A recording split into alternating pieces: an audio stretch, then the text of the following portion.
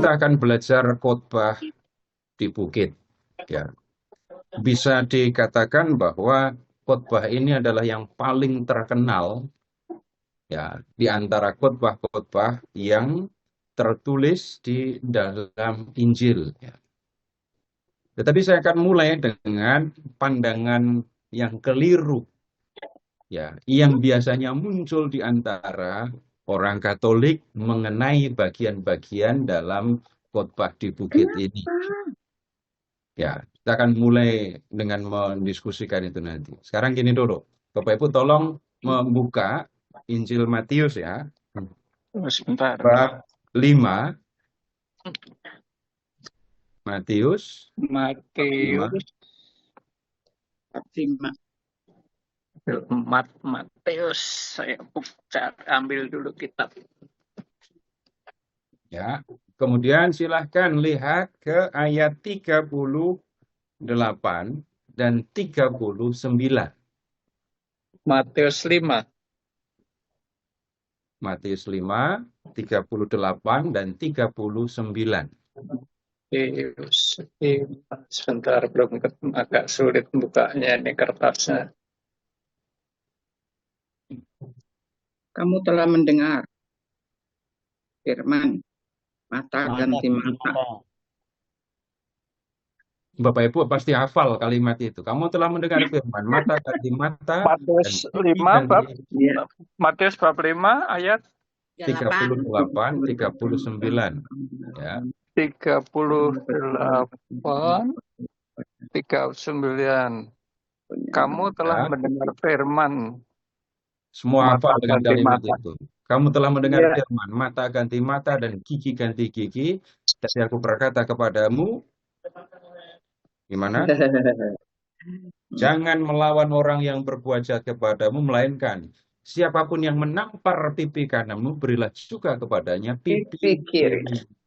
Nah, yang saya maksudkan dengan pemahaman yang keliru, seringkali dari dua ayat ini, orang mengambil simpulan tentang Taurat, orang mengambil simpulan tentang Perjanjian Lama, bahkan orang mengambil simpulan tentang ajaran Yesus. Maksudnya, karena mendengar kata, kamu telah mendengar firman, mata ganti mata, gigi ganti gigi, dan itu ada di dalam Taurat, maka kemudian orang mengambil simpulan, oh hukum Taurat mengajarkan balas dendam. Nah, kemudian ini dianggap tidak berlaku, digantikan oleh hukum Yesus. Kalau pipi kanan ditampar, suruh orang itu juga nampar pipi kirimu. Nah, sekarang kalau orang memandang bahwa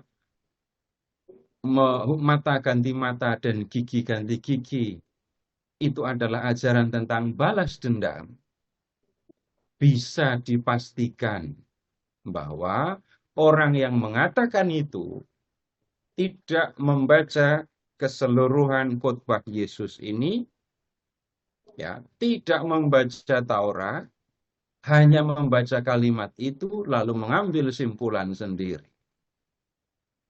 Nah, ini yang seringkali digunakan dan di mana-mana, bukan hanya orang Katolik, tapi orang Katolik yang paling banyak membicarakan ini.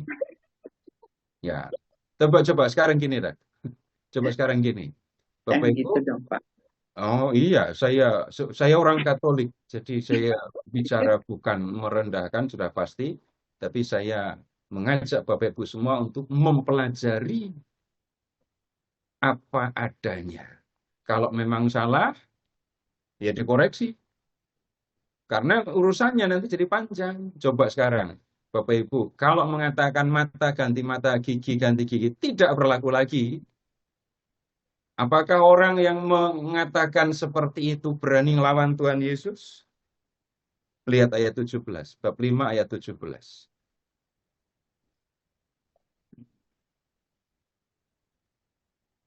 Bab 5 ayat 17. Baca sendiri dah, supaya nggak usah dengerin saya. Janganlah kamu menyangka bahwa aku datang untuk meniadakan hukum Taurat Ya, terus? atau kitab Farisee. Terus, Aku datang. bukan untuk meniadakannya, melainkan untuk menggenapinya. tuh, aku datang bukan untuk meniadakan, tapi untuk Menggenapi. menggenapi. Coba berikutnya lagi. Sekarang silahkan ayat 19. Kita masih akan mendiskusikannya, tetapi sekali lagi saya mulai dengan klarifikasi tentang satu hal yang seringkali dimengerti secara keliru. Ayat 19. Karena itu, siapa yang meniadakan salah satu perintah hukum Taurat, sekalipun yang paling kecil, dan mengajarkannya demikian kepada orang lain, ia akan menduduki tempat yang paling rendah di dalam kerajaan surga. Tetapi siapa yang melakukan dan mengajarkan segala perintah-perintah hukum Taurat, ia akan menduduki tempat yang paling tinggi di dalam kerajaan surga. Sekarang, kalau orang mengatakan mata ganti mata, gigi ganti gigi tidak berlaku lagi, itu bertentangan dengan ucapan Yesus di ayat 17 dan 19 apa enggak?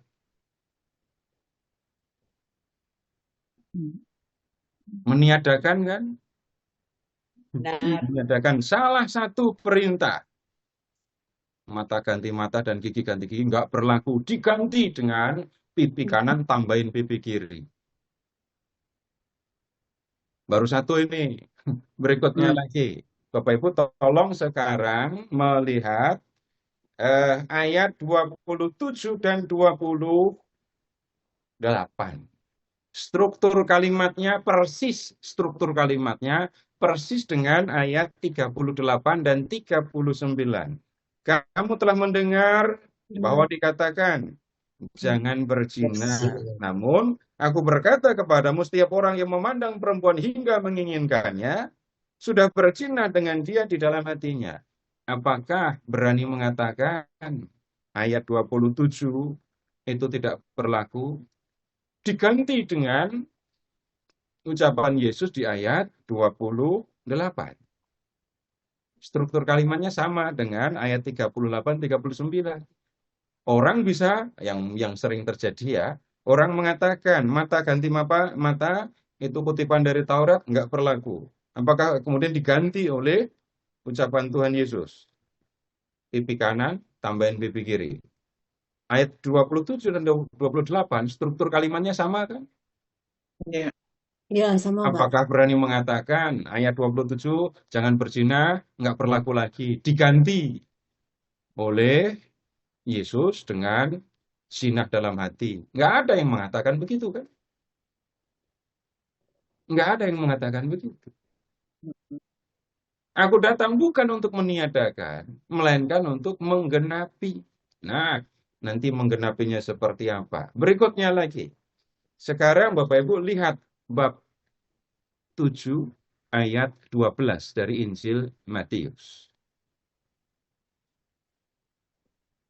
Matius bab 7 ayat 12. Segala sesuatu yang kamu hendak. Jalan yang benar. Ya, baca kalimatnya. Segala sesuatu yang kamu kehendaki supaya orang perbuat kepadamu, perbuatlah demikian juga kepada mereka. Itulah isi seluruh hukum Taurat dan kitab para nabi. perhatikan ini ya, isi hukum Taurat itu oleh Tuhan Yesus diringkas. Dan ringkasannya nggak ada unsur balas dendam sama sekali. Ya kan? Berikutnya lagi, Bapak Ibu sekarang tolong membuka Injil Matius bab 22 ayat 34 sampai dengan 40.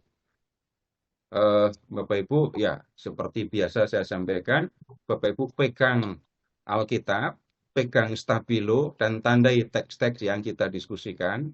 Kemudian supaya Bapak Ibu gampang mencari juga, oh ternyata ayat ini nanti kaitannya dengan ayat yang lain, di mana tulis saja di halaman Alkitab. Tapi Alkitab sendiri loh ya, jangan Alkitab orang lain. Matius 22, mulai dari ayat 34. Hukum yang terutama. Bapak Ibu tolong perhatikan teksnya ya. Ada seorang ahli Taurat. Seorang ahli Taurat bertanya kepada Tuhan Yesus. Pertanyaannya apa? hukum mana yang terutama, yang paling penting dalam hukum Taurat. Jadi pertanyaannya dari Kejadian bab 1, kemudian sampai kitab Keluaran, Bilangan, Imamat, Keluaran, Kejadian, Keluaran, Imamat, Bilangan, sampai Ulangan bab 34, perintah mana yang paling penting? Tuhan Yesus ditanya begitu. Lalu Tuhan Yesus jawab, ada 2. 1, kasihilah Tuhan Allahmu dengan segenap apa?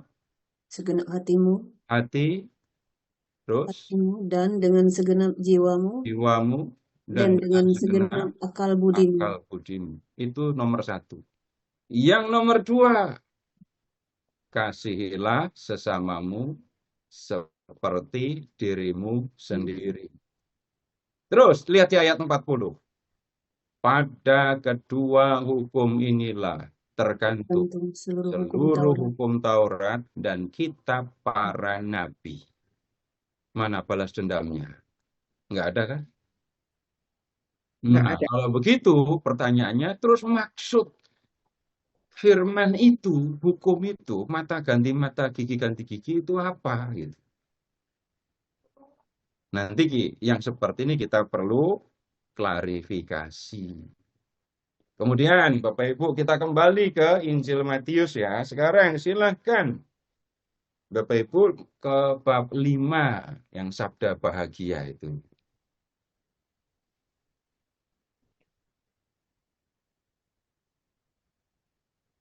Ini juga ucapan Yesus yang seringkali dimengerti secara keliru.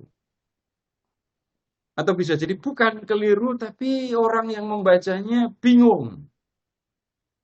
Kenapa kok bingung? Coba lihat bab 5 ayat 3. Berbahagialah orang yang miskin di hadapan Allah, karena mereka lah yang mempunyai kerajaan surga. Nah, kemudian ayat 4. Berbahagialah orang yang berduka cita, karena mereka akan dihibur. 6. Berbahagialah orang yang lapar dan haus akan kebenaran, karena mereka akan dipuaskan. 10. Berbahagialah orang yang dianiaya oleh sebab kebenaran, karena mereka lah yang mempunyai kerajaan surga. Nah, itu hal-hal yang sering kali dibaca, lalu orang ketika membacanya jadi bingung. 6. Lalu banyak yang mengambil kesimpulan seolah-olah Tuhan Yesus 10. menghendaki para pengikutnya miskin. Ya. Apalagi ditambah pembicaraan Yesus dengan anak muda yang kaya itu. Jualah semua yang kamu miliki, dapat duit kan, bagikan pada orang-orang miskin. Nah, banyak orang yang kemudian mengambil kesimpulan bahwa Yesus menghendaki, menginginkan para pengikutnya miskin. Nah, kemudian yang seperti ini Bapak Ibu kita juga perlu perhatikan. Apakah benar Tuhan Yesus menghendaki para pengikutnya miskin? Kalau Tuhan Yesus menghendaki para pengikutnya miskin, Tuhan Yesus tidak akan mengajarkan supaya para pengikutnya, para muridnya memberi. Selalu berbagi. Ketika aku lapar, kamu memberi aku makan. Ketika aku haus, kamu memberi aku minum. Jelas kan? Kalau pengikut Yesus itu miskin semua, maka tidak perlu perintah yang kayak gitu tadi. Dan sekarang begini, Bapak Ibu jawab jujur ya, sudah berapa lama ikut Tuhan Yesus? Dari kecil ya? Sekarang udah besar ya Bu ya? Dari SD Pak.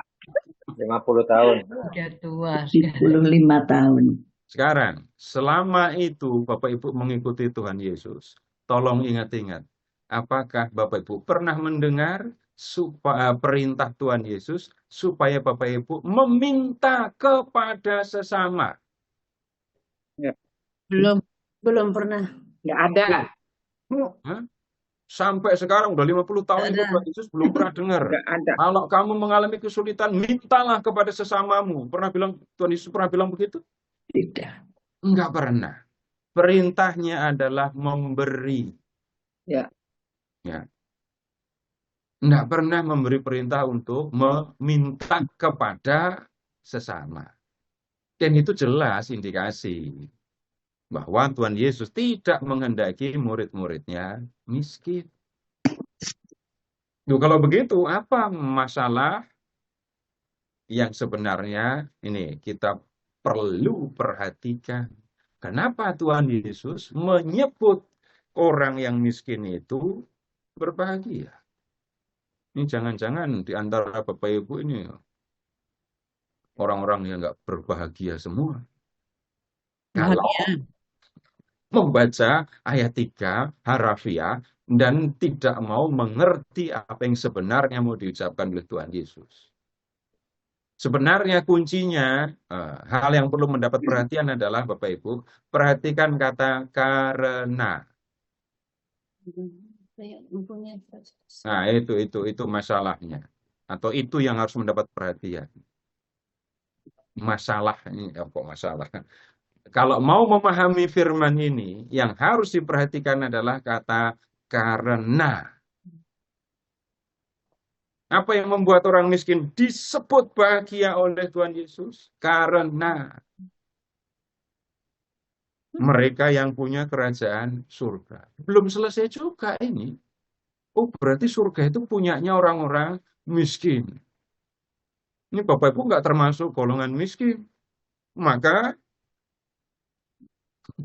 nggak punya kerajaan surga, begitu. Nah, kita perlu perhatikan. Ini hal-hal yang perlu mendapatkan ini perhatian kita. Kemudian berikutnya lagi, hal lain yang kita perlu lihat kalau berbicara tentang khotbah di bukit, itu ini tentang peringatan untuk tidak berlaku munafik. Itu adanya di bab 6. Nggak berlaku munafik. Kenapa? Ini menjadi penting. Ini orang-orang Katolik seringkali mengutip ayat-ayat ini untuk ngatain sesamanya. Yang disebut orang munafik di sini adalah orang Farisi. Kemudian kalau orang Katolik ketemu sama temannya yang dianggap munafik, langsung disebut, kamu kayak orang Farisi. Pernah mendengar orang Katolik ngatain sesamanya kayak gitu apa enggak? Pernah. Enggak. Pernah. Dengar aja nggak pernah. Bagus kalau sampai nggak pernah dengar. Nah, kemudian apa sebenarnya yang diajarkan oleh ini Tuhan Yesus ini? Nah, Bapak Ibu, itu beberapa hal yang perlu ya kita lihat, kita perhatikan. Jadi bagaimana Tuhan Yesus menyebut berbahagia orang-orang yang dalam pandangan manusia, dalam pandangan umum adalah orang celaka. Orang yang dianggap celaka oleh Tuhan Yesus malah dibilang berbahagia mereka ini gitu.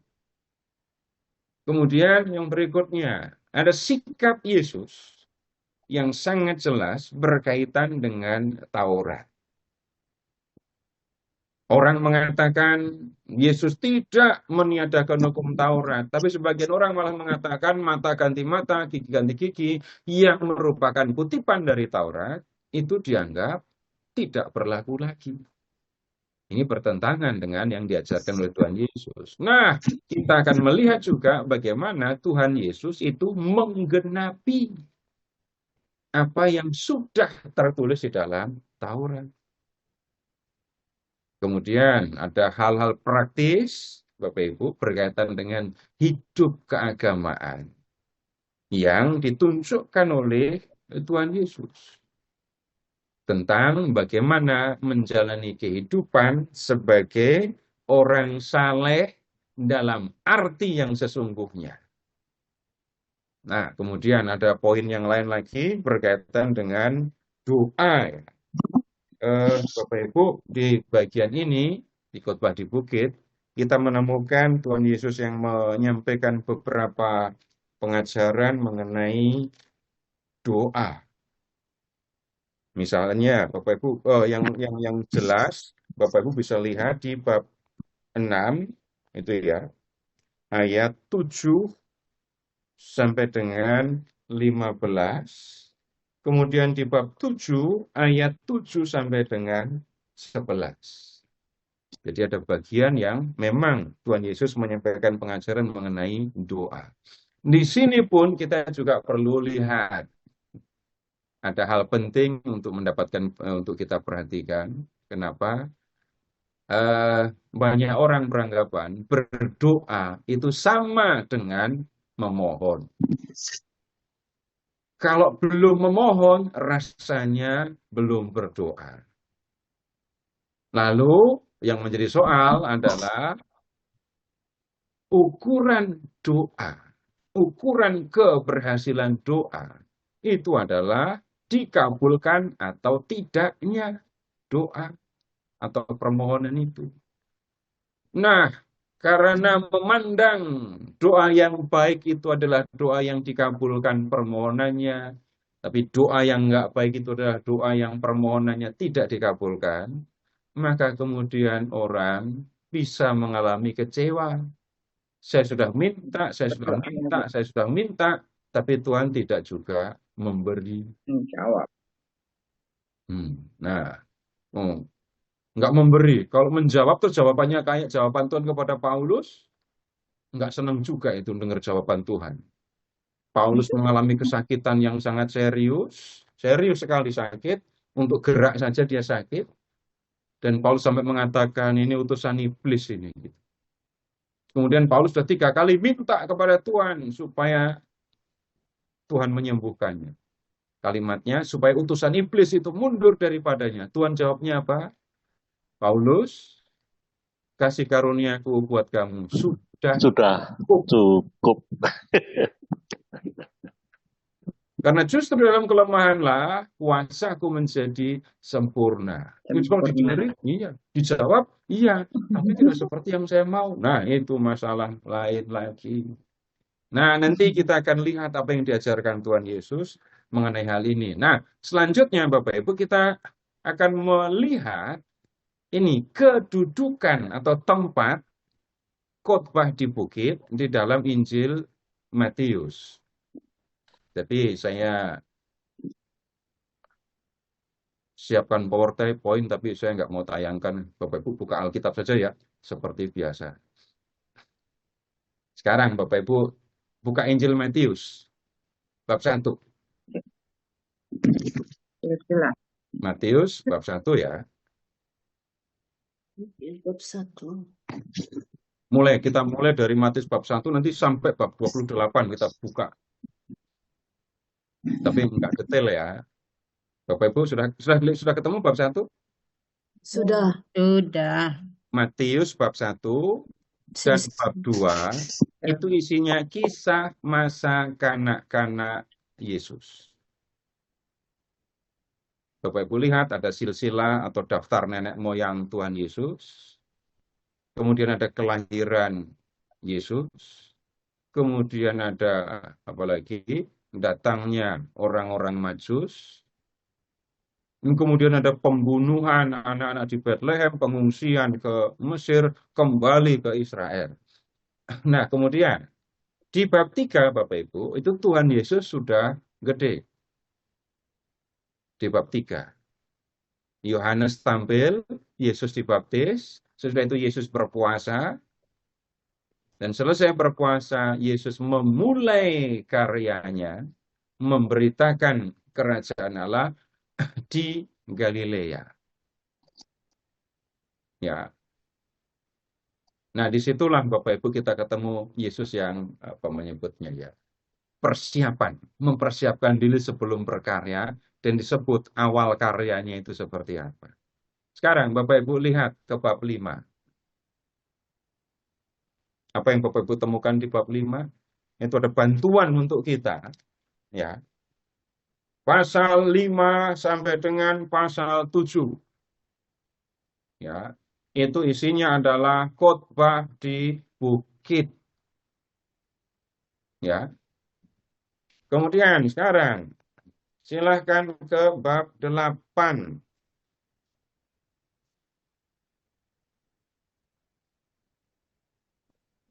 Ini bab 8 dan bab 9. Bapak Ibu amati. Ini gampang mengingatnya. Bab 8 ayat 1. Saya sekarang boleh baca judul-judulnya. Bab 8 ayat 1 isinya judulnya apa? Yesus menyembuhkan seorang yang sakit kusta. Ayat 5. Ayat Ketika 5. Yesus Menyembuhkan ketika Yesus hamba seorang perwira. Di Ayat Kapernaum. 14. Bab 8. Sorry. Saya salah menyebut bab kah? Bab 8. 8. Lihat ayat 14. Lihat aja judulnya. Menyembuhkan ibu mertua Petrus dan orang-orang lain. Ayat 23. Angin ribut diredakan. Meredakan angin ribut. Ayat 28. Orang orang kerasukan disembuhkan. Ya. Bab 9 ayat 1. orang lumpuh disembuhkan. Ya. Kemudian ayat 18. Anak kepala rumah ibadat perempuan yang sakit pendarahan. Ayat 27. 27. Yesus Yesus menyembuhkan menyembuhkan mata 2 orang buta. 32. seorang bisu disembuhkan. Nah, Bapak Ibu menemukan di bab 8 dan bab 9 itu kisah mukjizat yang dibuat oleh Tuhan Yesus. Jadi bab 8, bab 9 itu dominan kisah tentang mukjizat yang dibuat oleh Tuhan Yesus. Nah, lihat sekarang bab 10. Bab 10, ini lihat ya, Tuhan Yesus memanggil 12 orang murid. Kemudian, udah ada daftarnya di situ ya. Lalu lihat ayat 5. Ke-12 murid itu diutus oleh Yesus. Lalu ia berpesan kepada mereka. Nah, pesannya yang mulai dari ayat 5 itu terus melihat ayat 16, perikop baru kan, itu masih pesan Tuhan Yesus. Ayat 34 itu masih pesan Tuhan Yesus. Nah, lihat sampai ayat 42. Ayat bab 11 ayat 1 sekarang. Setelah Yesus mengakhiri pesannya kepada ke-12 muridnya, pergilah ia di sana. Pesannya itu mulai dari ayat 5 tadi. Bab 10 ayat 5 itu pesan. Nah, Bapak Ibu, ini sebenarnya juga khotbah dalam studi kitab suci. Yang bab 5 sampai bab 7 tadi disebut khotbah di bukit. Bab 10 ya, mulai dari ayat 5 sampai dengan bab 11 ayat 1. Atau lebih gampang mengingatnya, bab 10 ayat 1 sampai bab 11 ayat 1 itu isinya khotbah untuk para utusan. Itu khotbah untuk para utusan. Kan para murid diutus kan? Nah, ini pesan Tuhan Yesus begini gitu. Kemudian kita pindah ke bab 11. Ya, lihat ke bab 11. Recording in progress. Ini kita lihat kisah yang berbeda lagi. Yesus terima utusan dari Yohanes Pembaptis yang ada di dalam penjara. Kemudian Bapak Ibu lihat sekarang ke ayat 20, Yesus mengecam beberapa kota. Ya, kota di Galilea itu. Nah, sekarang bab 12. Bapak Ibu ketemu di Yesus yang konflik, berantem dengan ini para pemuka Yahudi. Lihat bab 12 ayat 1. Memetik gandum pada hari Sabat. Ini masalah dipermasalahkan oleh orang-orang Farisi. Dari ladang gandum Yesus pergi ke rumah ibadat. Di rumah ibadat menyembuhkan orang sakit. Debat lagi dengan orang-orang Farisi. Berikutnya di bab 12 ayat 22. Yesus sudah sampai dituduh mengusir setan dengan minta bantuan iblis. Di sini disebutnya apa? Beelzebul. Ini konflik. Nah, kemudian Bapak Ibu, sekarang gini dulu. Tolong ke bab 12 ayat 14.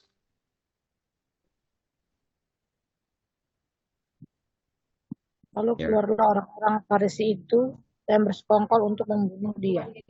Baik, Bapak Ibu pernah debat sampai mau bunuh-bunuhan? Enggak.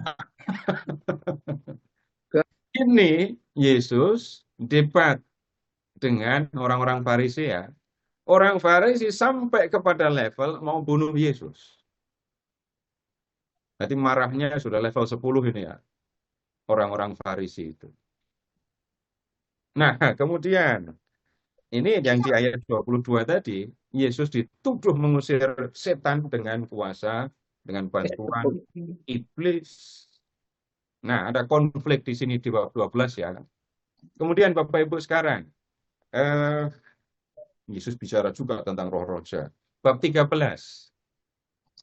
Di bab 13, Bapak Ibu, Yesus berkhotbah lagi. Yesus di bab 13 ayat 1, Yesus duduk di tepi danau. Orang banyak datang. Lalu ayat 3, Ia menyampaikan banyak hal dalam perumpamaan kepada mereka.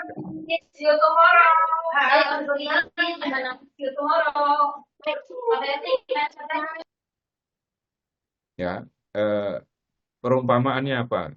Bapak Ibu lihat. Sekarang juga baca judulnya saja. Seorang perumpamaan tentang seorang penabur. Penabur. 24. Tentang perumpamaan tentang lalang di antara gandum. 31. Perumpamaan tentang biji sesawi dan ragi. 36.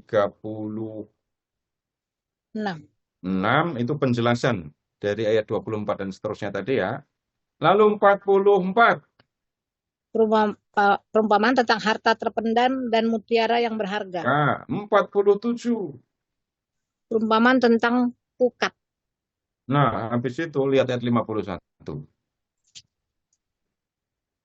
Mengertilah kamu semuanya. Mengertikah? Kok lah? Mengertikah? Ya. Tuhan Yesus nanya, ngerti nggak kamu tentang semuanya itu tadi? Terus mereka jawab, iya. Ya, kami mengerti.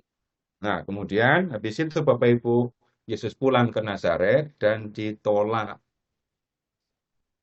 Nah, bab 13 jadinya ini khotbah yang isinya perumpamaan tentang kerajaan Allah.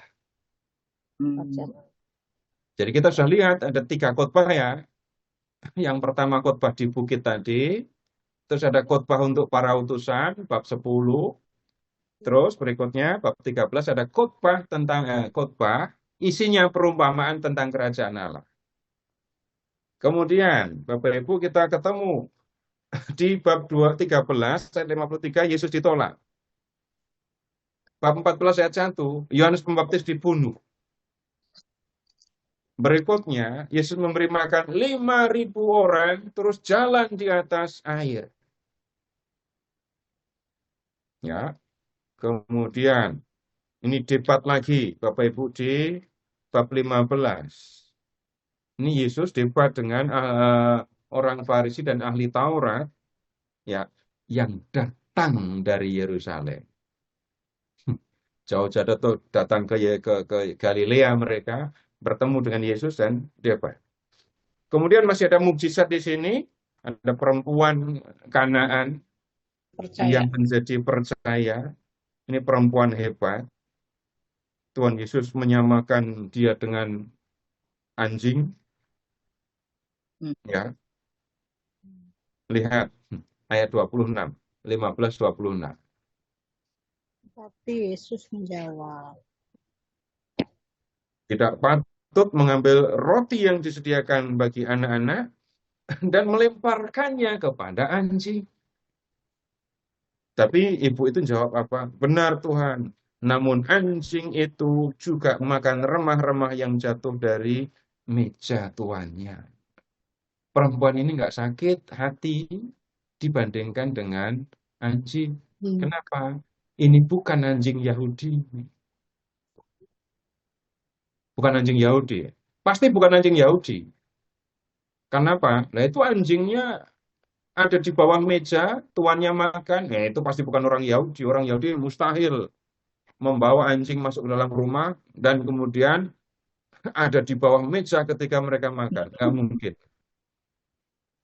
Bapak Ibu tolong ingat-ingat. Yang mengumpat dengan kata anjing itu selain orang Indonesia. Orang mana lagi, Bapak Ibu yang punya pengalaman lain? Ada nggak yang ngumpat? Ada nggak yang mengumpat dengan kata itu?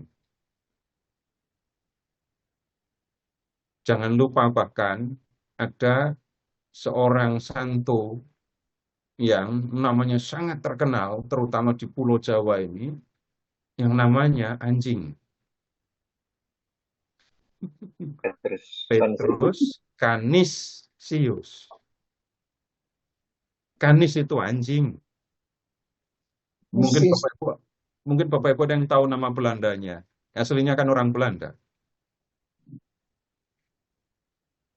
Kalau nggak salah, saya nggak ngerti bahasa Belanda, tapi katanya namanya Peter Dong, gitu ya. Nah, itu namanya anjing. Nggak masalah. Kenapa? Jadi kalau membaca bagian ini, Bapak Ibu, maksud saya, jangan nuduh Yesus merendahkan perempuan hanya karena kata anjing. Yang harus diingat, ini bukan anjing Indonesia, bukan anjing Yahudi, gitu ya. Kemudian, lihat, masih ada mukjizat lagi. Yesus yang menyembuhkan banyak orang sakit, lalu memberi makan 4.000 orang. Bapak Ibu perhatikan, Yesus memberi makan orang banyak, itu 2 kali ya. Di bab 14, 5.000 orang. Di bab 15, 4.000 orang. Nah, di bab 16, Bapak Ibu kita masih ketemu dengan konflik dengan orang Farisi, dan kali ini bersama dengan orang Saduki. Ya, kemudian ini ada cerita bermacam-macam. Menanggapi konflik dengan orang Saduki tadi, Yesus justru mengingatkan murid-muridnya, ayat 5, supaya waspada terhadap ragi orang Farisi dan ragi orang Saduki. Lalu mulai Bapak Ibu, ada sesuatu yang baru di sini. Bab 16 ayat 13. Ini Yesus yang bertanya kepada Petrus, siapa? Kata orang, siapa aku ini? Lalu ada yang menjawab begini dan begitu, dan kemudian Simon menjawab, engkau adalah Mesias, anak Allah yang hidup. Nah, mulai dari situ, Bapak Ibu, ayat 21, Yesus menyampaikan pemberitahuan bahwa ia akan mengalami penderitaan, mati, tapi akan bangkit. Nah, kemudian lihat di bab 17.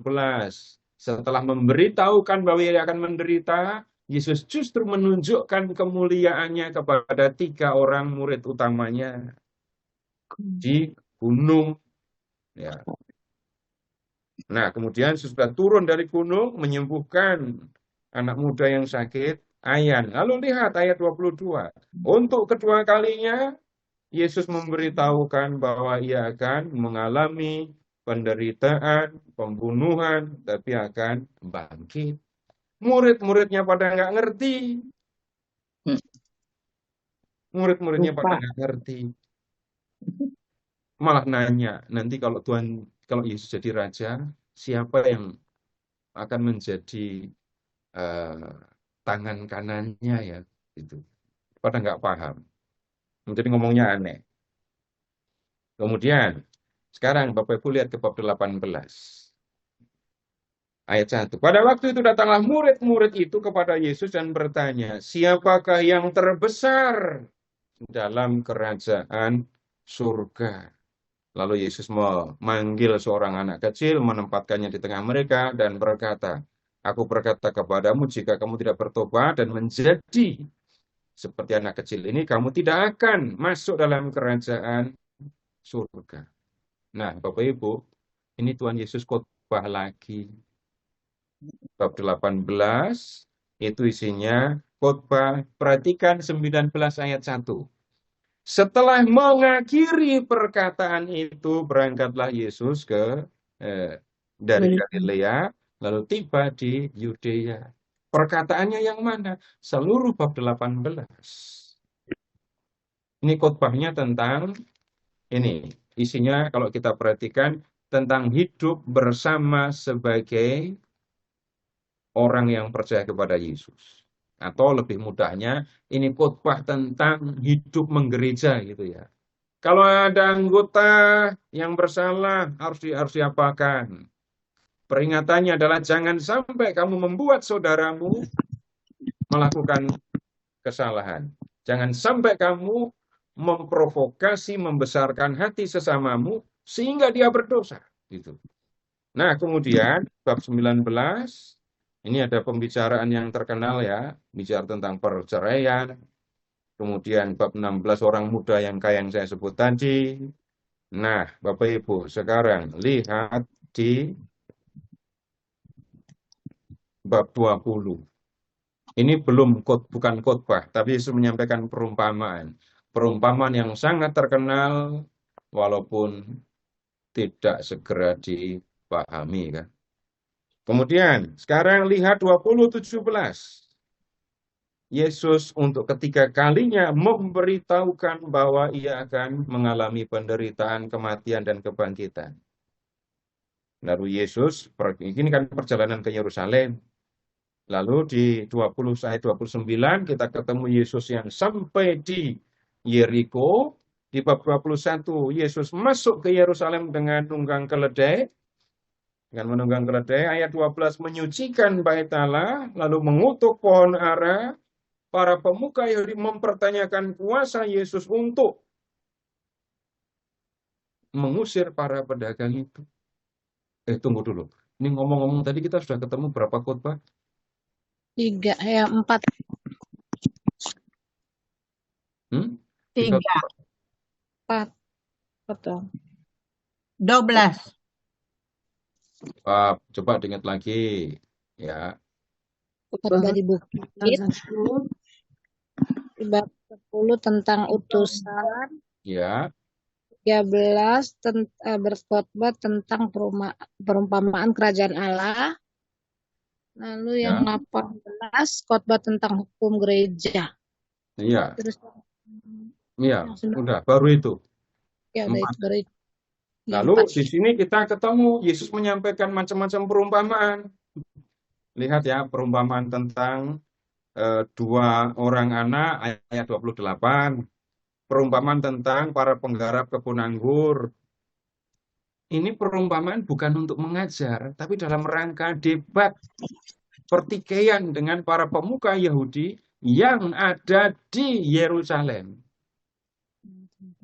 Nah, kemudian lihat orang-orang Yahudi berusaha ya untuk membunuh Yesus. Dan kemudian Bapak Ibu sekarang lihat ke bab 22 ayat 34 tadi posisinya ada di situ. Yesus ada di Yerusalem bicara dengan para pemuka Yahudi.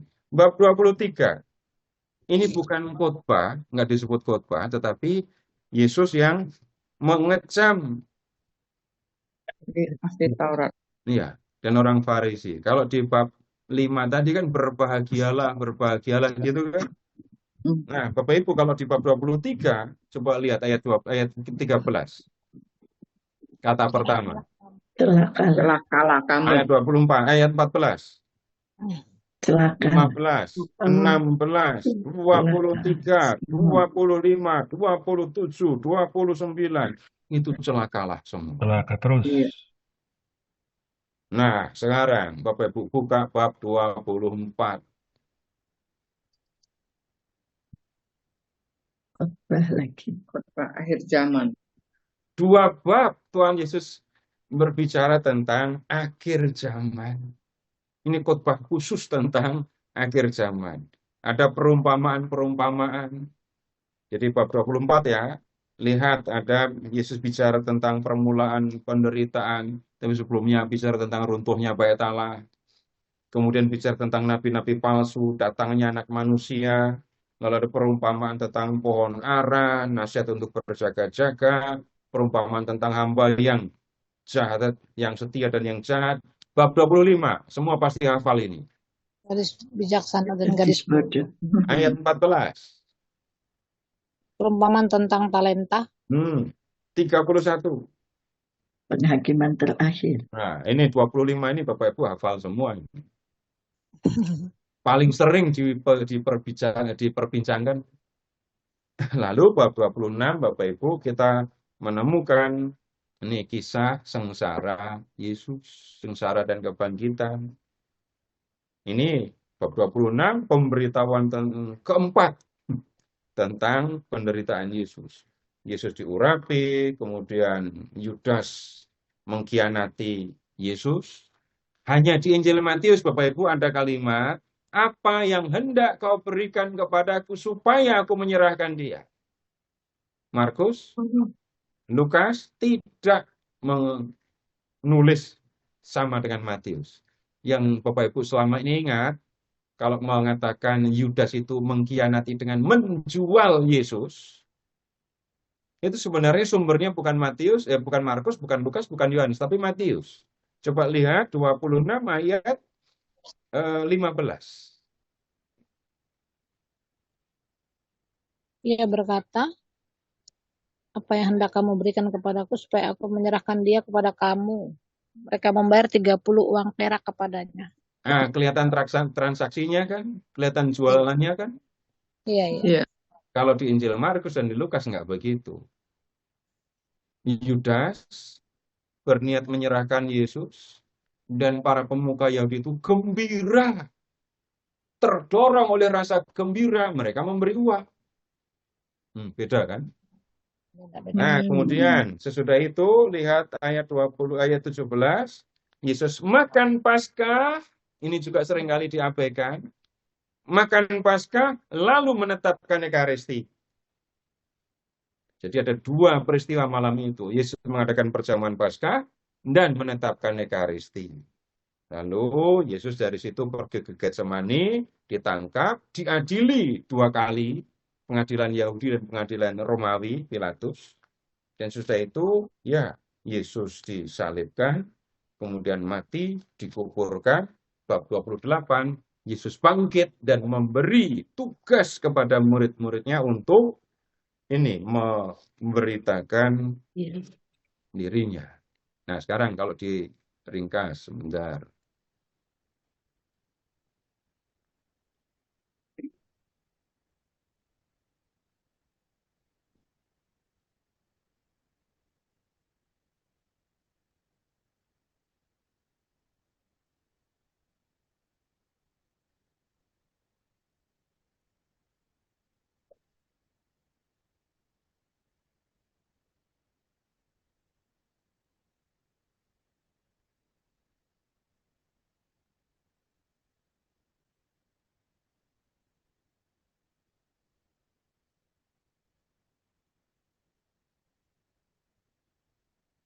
Sudah kelihatan di layar? Ya, ini isi dari Injil Matius. Jadi kalau diringkas, Injil Matius itu terdiri dari 5 bagian. Diawali dengan prolog, kisah masa kanak-kanak, dan diakhiri dengan epilog, kisah sengsara dan kebangkitan. 5 bagian itu Bapak Ibu, ini ada kisah, ada khotbah, ada kisah, ada khotbah, ada kisah, ada khotbah. Jadi di bagian yang pertama ada pewartaan tentang kerajaan Allah, ini permulaan karya Yesus, dibaptis, kemudian berpuasa tadi ya. Kemudian bab 8, itu bagian yang kedua, isinya mukjizat. Di bagian yang ketiga, ini kisahnya pertikaian Yesus dengan para pemuka Yahudi. Kemudian, ya, di bagian yang keempat ada pembentukan kelompok murid yang dilanjutkan dengan khotbah tentang gereja. Dan di sini tadi kita mulai menemukan Yesus yang ya mulai memberitahukan sengsaranya. Bagian yang kelima ini terjadinya di Yerusalem. Kalau yang bagian keempat tadi perjalanan. Yesus mengadakan perjalanan ke Yerusalem, lalu ada khotbah tentang akhir zaman. Nah, khotbah di bukit itu letaknya di sini. Di bagian pertama dari Injil Matius, ya, khotbah di bukit diawali dengan kisah mengenai permulaan karya Yesus. Bisa juga dikatakan khotbah ini mengikuti atau disampaikan setelah Yesus mengalami ini dibaptis, mengalami pencobaan dan mulai memberitakan kerajaan Allah di Galilea. Jadi khotbah di bukit tempatnya di sini, khotbah tentang akhir zaman adanya di sini. Baik, Bapak Ibu, sampai di sini dulu. Silahkan kalau ada yang disampaikan, silahkan Pak Ferry. Baik, Pak Seto, terima kasih. Bapak Ibu, tadi kita di bagian pertama kita sama-sama sudah mendengarkan secara ringkas struktur seluruh Injil Matius. Bagi Bapak Ibu yang ingin bertanya atau ingin ada penjelasan lebih lanjut, bisa menyampaikan. Apakah ada pertanyaan atau penjelasan atau hal lain yang ingin disampaikan? Kami persilakan Bapak Ibu.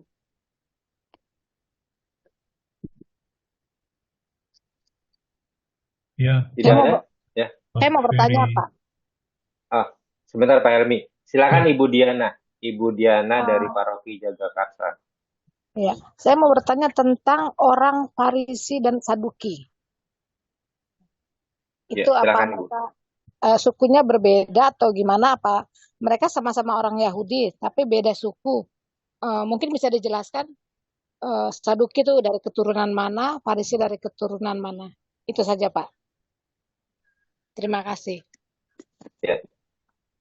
Kita tunggu Pak Seto.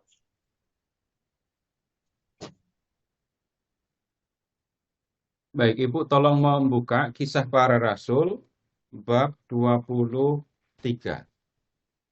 Kisah Para Rasul bab 23.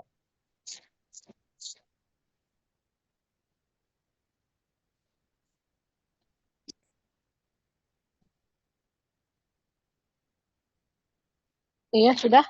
Sudah. Ini kisahnya Paulus dihadapkan ke mahkamah agama Yahudi. Yang disebut mahkamah agama Yahudi itu adalah satu mahkamah isinya 70 orang dan anggotanya terdiri dari ada ahli-ahli Taurat, ada pemuka-pemuka agama Yahudi, ada imam-imam di situ. Kemudian juga ada ini kalau pakai bahasa sekarang sesepuhnya orang-orang Yahudi kumpul di situ 70 orang. Nah, kemudian sekarang Bapak Ibu tolong lihat ayat 6 ya sampai dengan 8, Bu. Tolong bacakan, Ibu. Dan karena ia tahu bahwa sebagian dari mereka itu termasuk golongan orang Saduki dan sebagian termasuk golongan orang Farisi, ia berseru dalam mahkamah agama itu. Katanya, "Hai saudara-saudaraku, aku adalah orang Farisi, keturunan orang Farisi. Aku dihadapkan ke mahkamah ini karena aku mengharap ada kebangkitan orang mati." Tetapi ia berkata demikian, timbullah perpecahan antara orang-orang Farisi dan orang-orang Saduki, dan terbagi-bagilah orang banyak itu. Sebab orang-orang Saduki mengatakan bahwa tidak ada kebangkitan dan tidak ada malaikat atau roh, tetapi orang-orang Farisi mengakui kedua-duanya. Baik, di situ kita sudah ketemu perbedaan yang sangat mendasar. Nah, sekarang begini dulu. Kalau mendengar orang Farisi, Bapak Ibu, nomor satu, mereka awam, maksudnya bukan imam. Oh ya. Orang Saduki itu imam. Jadi ini tidak bicara tentang suku. Oke. Jadi karena apa? Di dalam perjanjian baru, di perjanjian baru Bapak Ibu, itu yang tertinggal hanya 2 suku.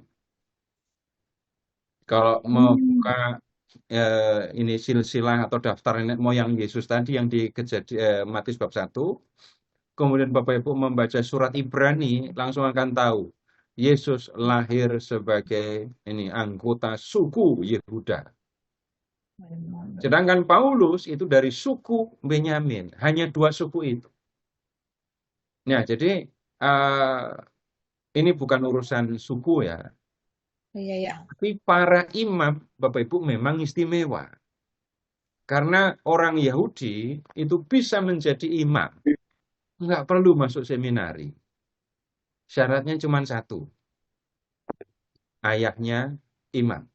Udah, pasti anaknya imam. Jadi imam itu memang dari keturunan, bukan dari ini sekolah. Nah, para imam ini Bapak Ibu menduduki tempat tinggi, kedudukan tinggi di antara orang Yahudi. Bapak Ibu bisa mengingat tentang Yohanes Pembaptis. Bapaknya Romo Zakaria kan? Nah, itu Iya. imam. Nah, Yohanes juga imam. Perkara Yohanes ditugaskan atau tidak ditugaskan untuk membakar korban, itu urusan lain. Nah, anehnya orang-orang Saduki ini justru menurut kisah para rasul tadi jelas ya, tidak percaya akan kebangkitan badan, tidak percaya hidup kekal, tidak percaya roh, tidak percaya adanya malaikat. Apalagi para imam yang menguasai bait Allah, itu mereka sejahtera hidupnya dan nggak bingung dengan hidup abadi. Kemudian yang berikutnya, aneh juga, para imam orang-orang Saduki ini ya, menganggap bahwa yang menjadi kitab suci mereka itu hanyalah kitab Kejadian, Keluaran, Imamat, Bilangan, Ulangan. Hanya 5 itu yang mereka anggap sebagai kitab suci. Nah, kemudian bagaimana dengan orang Farisi? Orang Farisi itu bukan imam. Tapi ya ini adalah aliran yang sangat kuat. Bahkan sebelum Tuhan Yesus lahir, mereka sudah eksis. Dan awalnya mereka adalah kelompok di antara orang Yahudi yang menjunjung tinggi hukum Taurat. Paulus, orang Farisi. Dan dia mengatakan, tentang pendirian terhadap hukum Taurat, aku orang Farisi. Ya, tentang ketaatan dalam menaati hukum Taurat, aku tidak bercacat. Nah, itu mentalnya orang Farisi kayak gitu. Bapak Ibu bisa lihat itu di surat Filipi bab 3, Paulus mengatakan begitu. Nah, karena mereka itu bukan imam yang berpusat di bait Allah, imam pusatnya di bait Allah ya. Orang Farisi itu ada di mana-mana. Yesus lebih banyak konflik dengan orang Farisi. Dan terjadi konfliknya, tadi sudah kita lihat sebagian ya, adanya di Galilea. Dan materi konfliknya adalah tentang Taurat. Yesus dituduh melanggar hukum Taurat, mengajak orang untuk melanggar hukum Taurat. Nah, kelompok ini sebenarnya kelompok yang luar biasa. Mereka ini kelompok yang bukan imam, tapi semangatnya untuk hidup sebagai umat Allah luar biasa. Berbeda dengan orang-orang Saduki, orang Farisi itu kitab sucinya jauh lebih banyak. Bapak Ibu silahkan mengingat seluruh perjanjian lama yang kita miliki. Nah, itu awalnya punya orang Farisi itu yang mempelajari, yang menggunakan. Dan itu belum cukup. Mereka bangga karena mempunyai kitab suci itu, kitab suci yang mereka pegang itu adalah dari Tuhan. Apalagi kalau mereka bicara tentang Taurat. Taurat itu pemberian dari Tuhan, harus dikerjakan sungguh-sungguh, jangan sampai ada yang ini dilanggar. Karena itu orang-orang Farisi, Bapak Ibu, punya dalam tanda kutip hukum lain di luar kitab suci. Hukumnya apa? Contoh ya, orang Farisi, dan itu diikuti oleh rakyat pada umumnya ya, itu kalau hari Sabat hanya boleh berjalan kaki sekitar 1 kilometer.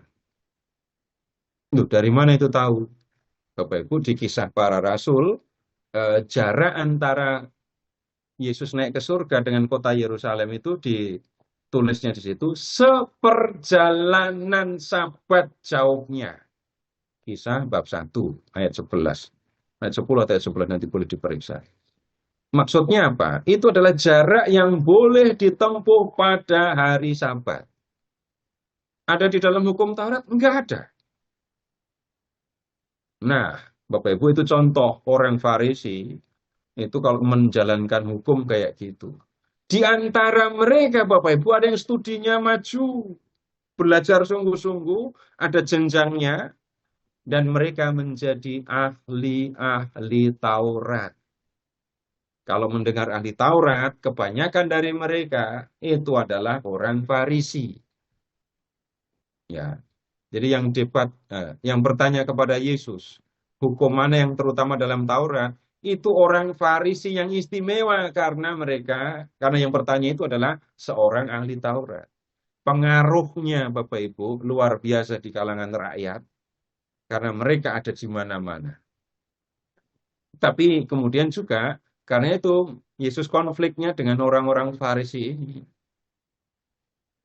Nah, kemudian begini, orang-orang Saduki, para imam itu terikat pada bait Allah.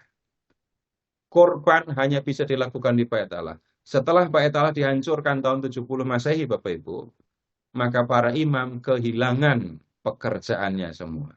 Enggak mempersembahkan korban lagi. Sedangkan ahli-ahli orang Farisi, itu mereka tidak punya tempat khusus, tetapi yang utama untuk mereka adalah kitab. Maka kitab suci menjadi pegangan mereka mengajar, mereka membantu umat mengerti kitab suci, membuat komentarnya, dan mengajar umat untuk mengerti isi kitab suci, cara hidup sebagai umat Allah, dan mereka itulah yang kemudian bertahan walaupun bait Allah dihancurkan. Begitu, Bu, tentang ahli Taurat orang Farisi dan Saduki.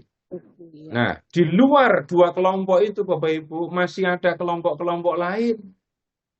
Jadi jangan membayangkan pada zaman Tuhan Yesus, itu satu orang Yahudi itu satu komunitas besar dengan satu suara, dengan satu struktur. Enggak. Dan Bapak Ibu, tolong ya, jangan pernah lupa, Yesus itu orang Yahudi, dan murid-murid Yesus itu juga orang Yahudi. Jadi kalau Bapak Ibu misalnya ya terlalu banyak mengikuti debat-debat online dan seterusnya, atau mendengar suara dari luar, seolah-olah pengikut Yesus awal itu bukan orang Yahudi dan dipertentangkan dengan orang Yahudi. Ya, begitu. Ya, terima kasih, Pak. Ya. Pak Helmi jadi bertanya, Pak Helmi?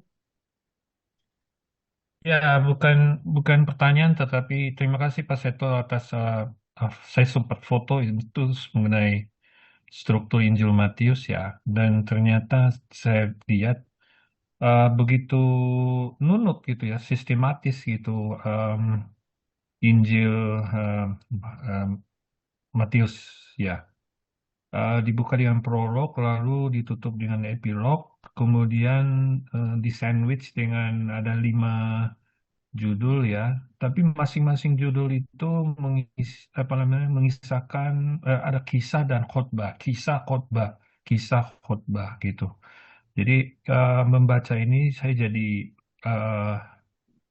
senang ya, bukan senang, bahwa kagum bahwa tulisan Matius ini dibuat terstruktur dan jelas gitu. Itu aja sih, cuma komen aja. Makasih. Ya, Silakan Bapak Ibu, jika masih Tanya ada Pak, pertanyaan. Oh, tanya Pak. oke. Pak Heri dari Iya, Palembang. Pak Heri, silakan Pak Heri. malam Pak Seto. Malam, Pak. Pak, itu kan kalau kita lihat Tuhan Yesus kan juga belajar Torah toh Pak. Apakah Yesus juga merupakan ini Pak, kelompok Farisi juga? Iya, tadi. Sudah? Nggak dengar Pak ya? Nggak ini. Enggak, Suaranya hilang. sudah selesai atau belum bicaranya? Saya mendengarkan Ya sampai itu. selesai, Pak. Enggak. Yesus itu kan juga dalam perkembangan hidupnya kan mengikuti adat orang Yahudi itu, Ya, termasuk itu kan saya sudah belajar katakan Torah. tadi. Ingat, Yesus Iya, orang Yahudi tadi ya. ya. Berarti sebagai seorang Yahudi kan pasti belajar Torah. Apakah Yesus juga merupakan kelompok Farisi juga, Pak?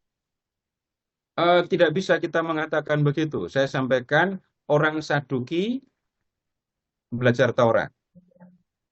Orang Farisi memandang kitab suci itu lebih luas daripada orang Saduki. Orang Saduki hanya menganggap, memandang Taurat itu sebagai kitab suci. Jadi orang Saduki juga belajar Taurat. Orang Farisi belajar Taurat tambah banyak kitab. Kemudian orang Farisi ini Bapak Ibu menjadi pendidik umat dan mengajar umat bagaimana hidup sebagai orang Yahudi. Jadi tidak hanya orang Farisi, tidak hanya orang Saduki yang membaca Taurat. Semua anak Yahudi pasti belajar Taurat. Bapak Ibu silahkan mengingat istilah bar mitzvah. Silahkan mengingat istilah ini. Bar itu anak laki-laki, mitzvah itu hukum. Nah, setiap anak laki-laki Yahudi umur 6 itu mulai belajar membaca Taurat. Yang ngajarin siapa? Bapaknya. Jadi seorang ayah mengajar anaknya untuk membaca Taurat. Sampai anak ini umur 13. Pada umur 13, ya, pada hari Sabat yang paling dekat dengan hari ulang tahunnya, anak ini akan dibawa ke sinagoga dan diuji berkaitan dengan pembacaan hukum Taurat yang dia lakukan. Nah, lulus ujian, anak ini akan dianggap sebagai anak hukum Taurat alias bar mitzvah. Bapak Ibu bisa mengingat ketika Tuhan Yesus di Bait Allah di dalam Injil Lukas, umur berapa? 12. 12. Ngapain? Mengajar.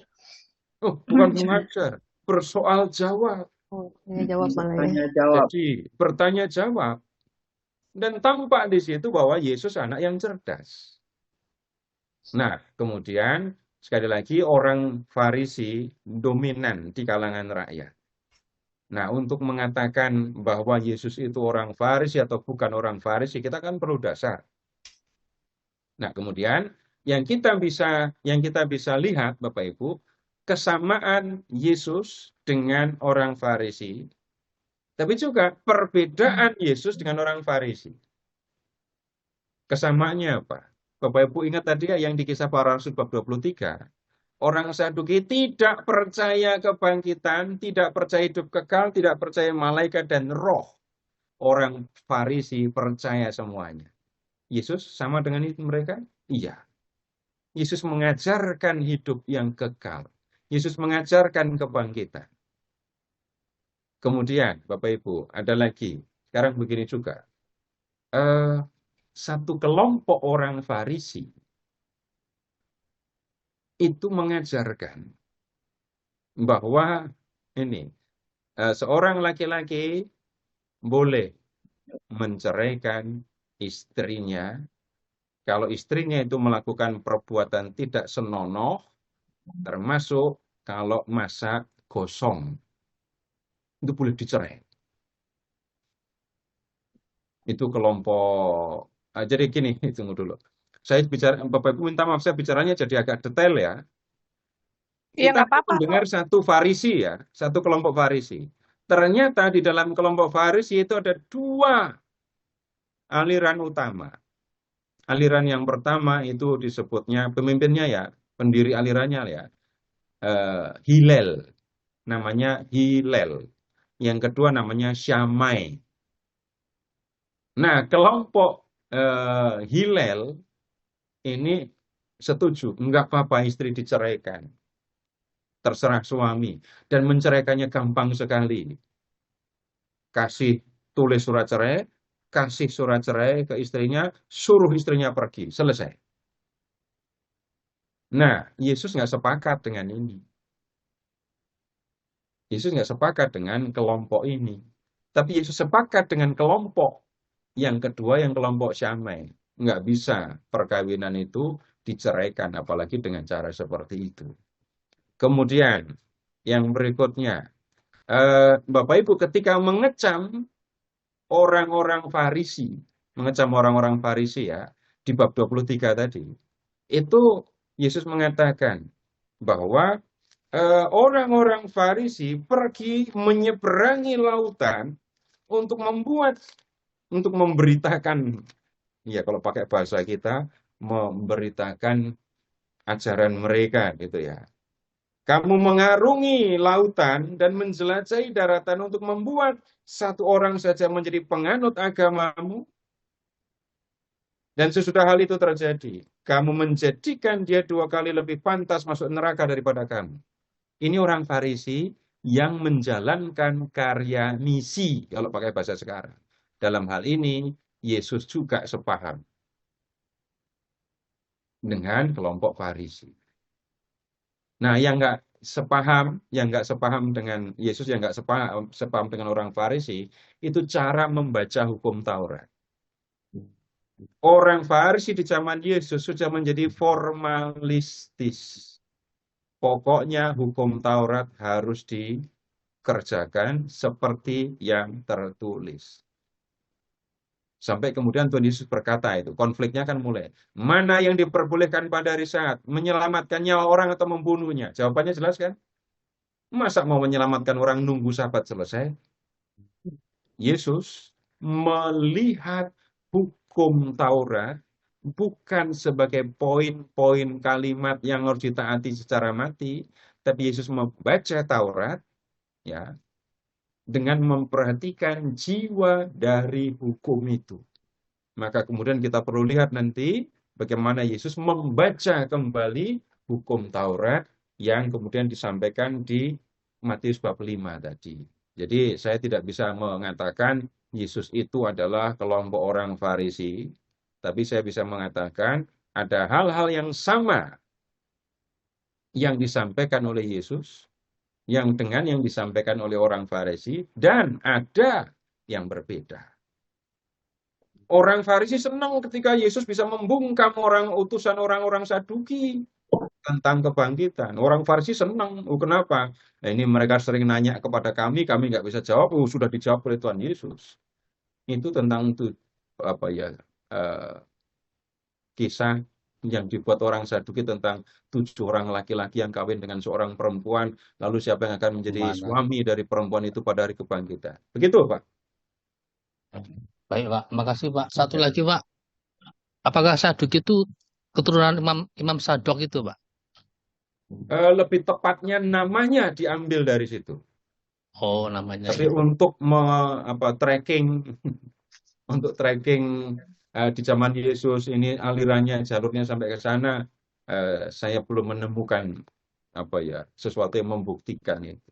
Kalau namanya harus tes DNA kali, Pak ya. Baik, Pak, makasih, Pak. Ya, bisa dilanjut, Pak. Saya Pak Seto, mau tanya Pak Seto. Izin Pak Ferry dulu, Bu. Ya, silakan Ibu Katarina Ani dari Kalimantan. Baik, terima kasih Pak Ferry. Saya mau minta pencerahan dan penjelasan dari Pak Seto mengenai Matius di bab 7 ayat 6, Pak Seto. Lagi-lagi di sini ada kata anjing dan babi. Jangan kamu memberikan barang yang kudus kepada anjing, dan jangan kamu melemparkan mutiaramu kepada babi, supaya jangan diinjak-injaknya dengan kakinya, dan lalu ia berbalik moya kamu. Karena biasanya Pak Seto kami membawa renungan ini, takutnya salah-salah nanti penyampaian. Terus yang kedua, di bab yang 10 tentang Yesus membawa pemisahan, ayat 34 dan 35-nya. Mohon penjelasan dari Pak Seto. Wah, ini jelaskan satu-satu dari bab 1 sampai bab 28 kayak gini. Nggak ada waktunya nanti kalau yang kisah, yang bab 7, kita akan bahas semua, Ibu. Jadi dari Matius bab 5 sampai bab 7 khotbah di bukit itu ya, kita akan Iya, bahas semua. Nggak usah Jadi khawatir. nanti Apalagi ini kalau ke Kalimantan. jauh Pak Seto. Saya sudah entah berapa kali ke sana. Boleh Pak Anjing, Seto kunjungi kami. anjing itu teman, babi itu makanan. Ya, biasa jadi kontroversi. Jadi kemudian begini, jadi kalau menganggap anjing itu teman paling setia kan. Nah, kemudian ketemu lagi di sini dengan anjing seperti nanti kita akan melihat, tapi prinsip sederhananya ya, selama ini Ibu sudah entah berapa kali ketemu anjing kan, entah berapa kali motong babi. Babi apa celeng Jani. yang saya minta tolong ingat-ingat. Ibu kalau ketemu anjing, ketemu babi, pernah nggak itu bikin kalung mutiara terus dikalungkan di leher babi?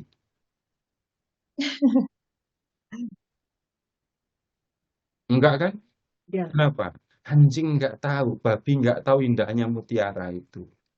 Itu pemahaman sederhananya begitu.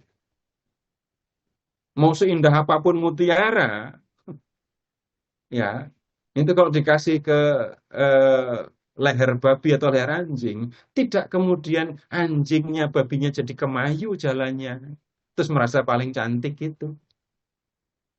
Karena dia nggak tahu nilai dari mutiara ini. Apa yang dimaksudkan itu yang tolong tunggu dulu, tapi memahaminya awalnya begitu.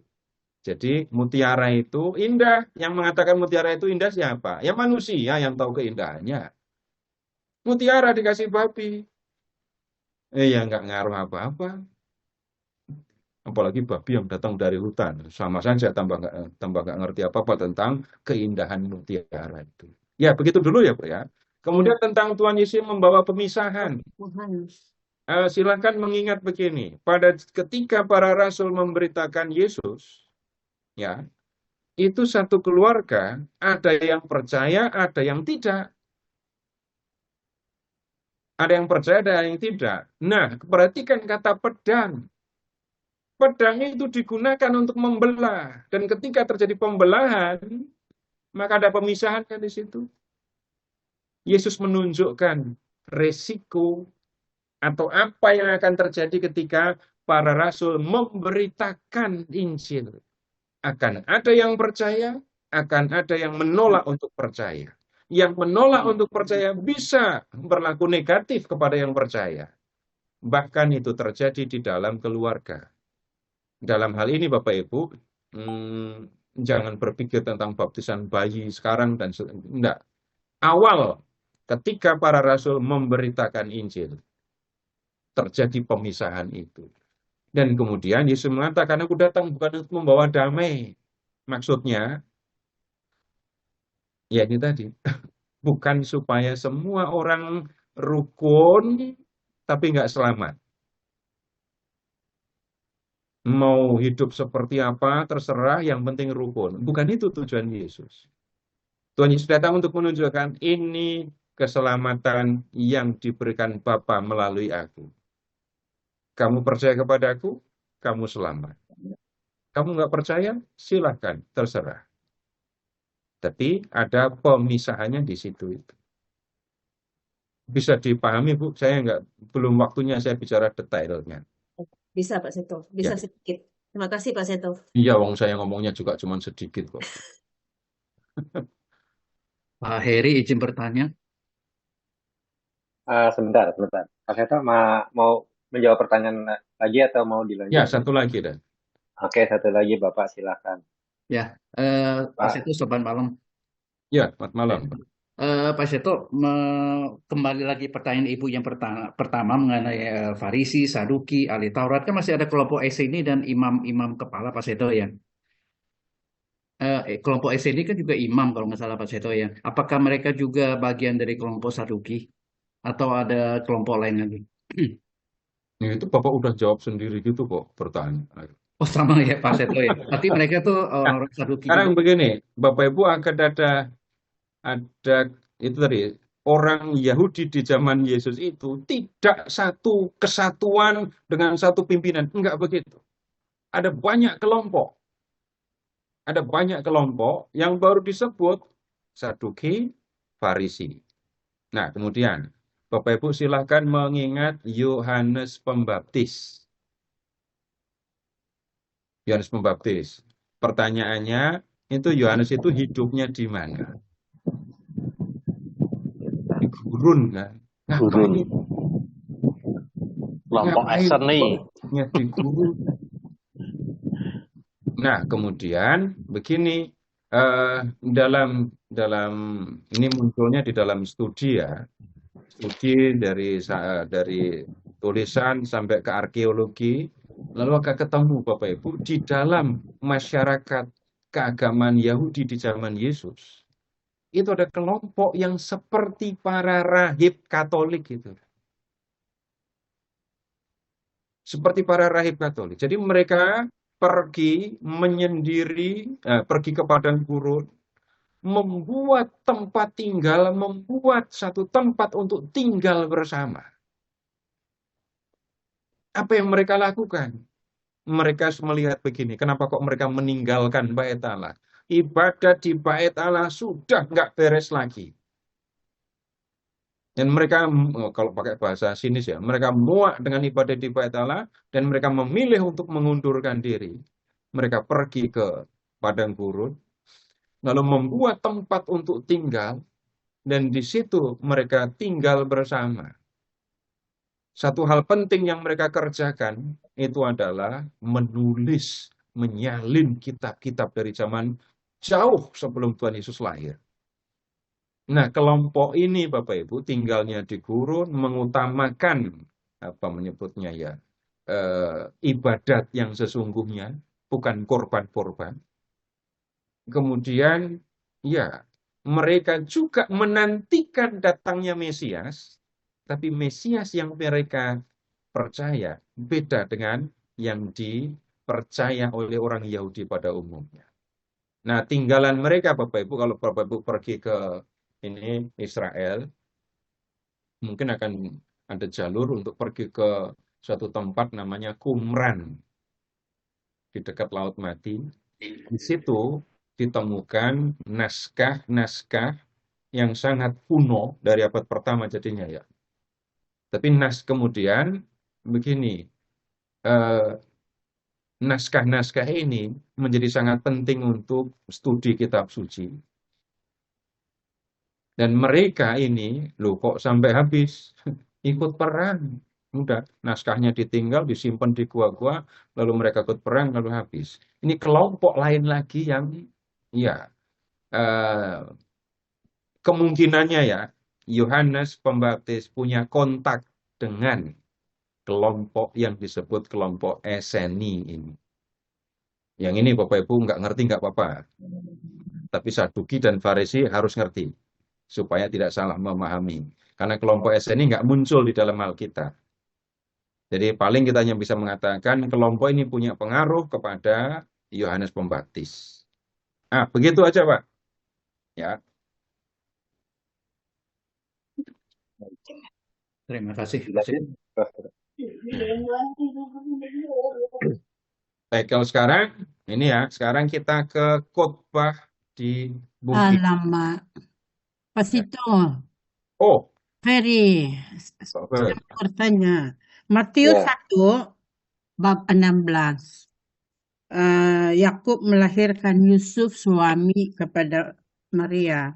Tetapi di dalam kejadian penutupan dia, Yusuf meninggal umurnya 110 tahun.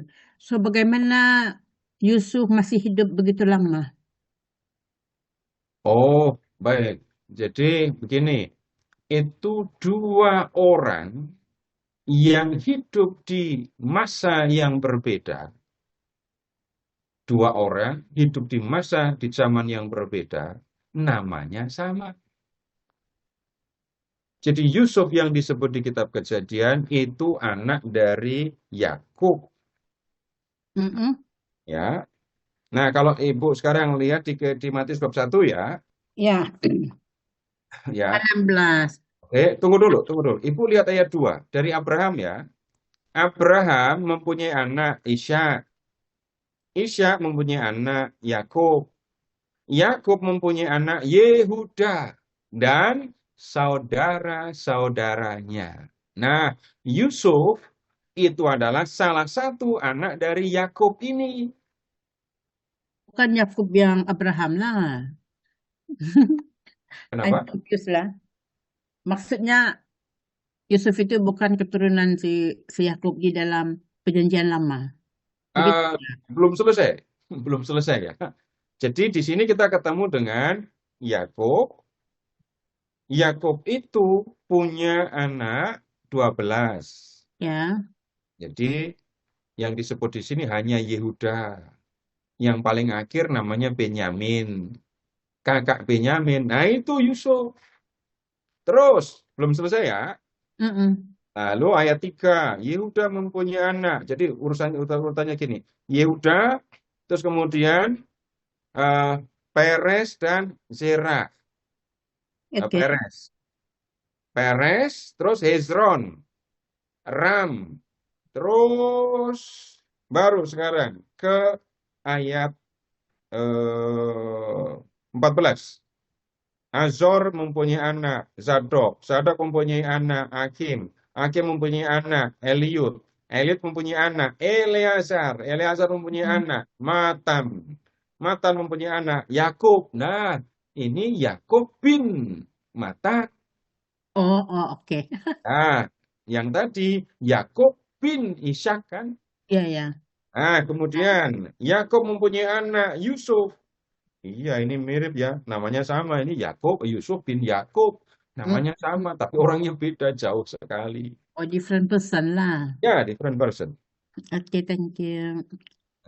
Nah, baik, sekarang Bapak Ibu silahkan ke Matius bab 5.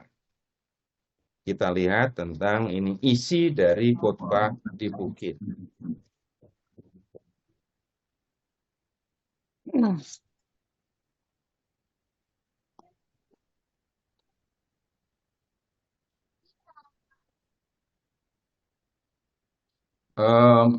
Kita mulai Bapak Ibu dengan memperhatikan lebih dulu bab 4 ayat 23.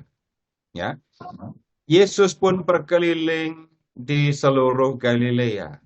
Ia mengajar dalam rumah-rumah ibadat mereka dan memberitakan Injil kerajaan serta menyembuhkan orang-orang di antara bangsa itu dari segala penyakit dan kelemahan. Lalu tersebarlah berita tentang dia di seluruh Syria. Dan dibawalah kepadanya semua orang yang buruk keadaannya, yang menderita berbagai penyakit dan sengsara, yang kerasukan setan, yang sakit ayan dan yang lumpuh. Yesus menyembuhkan mereka. Orang banyak itu pun berbondong-bondong mengikuti dia. Mereka datang dari Galilea dan Dekapolis. Dekapolis itu di sebelah timur Sungai Yordan. Bahkan dari Yerusalem, Yudea, dan seberang Yordan. 51. Ketika melihat orang banyak itu, naiklah ia ke atas bukit. Dan setelah ia duduk, datanglah murid-muridnya kepadanya. Jadi lihat Bapak Ibu, Yesus naik ke atas bukit. Terus duduk, murid-murid datang, dan Yesus mulai berbicara dan mengajar mereka. Katanya terus sampai bab 7 tadi. Kenapa kok disebut khotbah di bukit? Karena Yesus bicaranya, berkhotbahnya di atas, di bukit. Nah, kemudian, Bapak Ibu begini, ketika kita membaca Injil Lukas, kita menemukan banyak dari isi khotbah Yesus di bukit ini ada di dalam Injil Lukas, bab 6, ya. Tapi Lukas mengatakan bahwa atau menceritakan Yesus khotbahnya bukan di bukit tapi di tanah datar. Coba sekarang Matius bab 5-nya diberi tanda ya, diberi pembatas maksudnya. Kemudian Bapak Ibu ke Injil Lukas bab 6.